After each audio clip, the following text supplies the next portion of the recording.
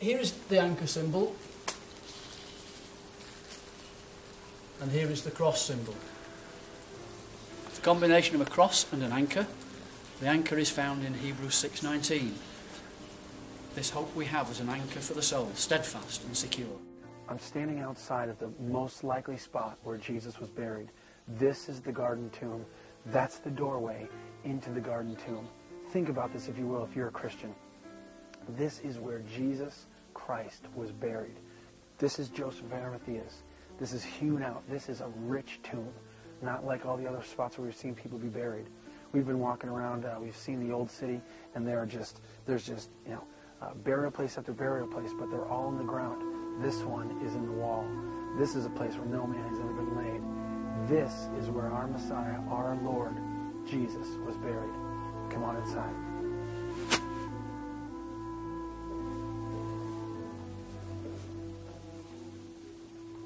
We're here in the garden tomb, which is the most likely spot where Jesus was buried, where he rose again. Everything fits. Over to my left is Golgotha. John 19:41 says that there was a garden, a place where he was crucified, and a tomb where no man had ever been laid.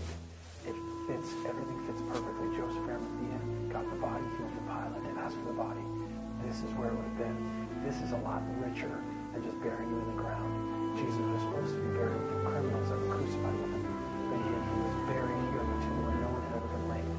Now in this tomb, there's an initial walkway here, and there are kind of two separate rooms in the back. If you just want to take a look here, this is the spot where Jesus would have been laid.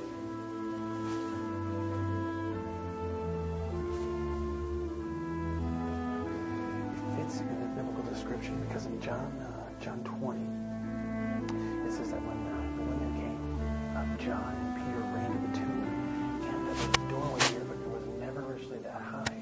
It was right about, I guess, maybe shoulder length. And here's what the biblical account says. Peter therefore went out, and the other disciple, that's John, and were going to the tomb. So they both ran together, and the other disciple outran Peter and came to the tomb first. And he, stooping down and looking in, saw the linen clothes lying there, yet he did not go in. It fits. Everything is perfect. You can stoop down in here because you would have to. The stone still would have made sense. It was still big enough. There's not 2 times, our tour guide said. You could stoop in and see where Jesus had been laid. The clothes were there. The Golgotha, the place of the skull was right there. There's a garden. And a lot of critics said that a garden couldn't grow here, but there's one of the world's biggest cisterns ever found here, which would supply enough water for a garden. Everything makes sense.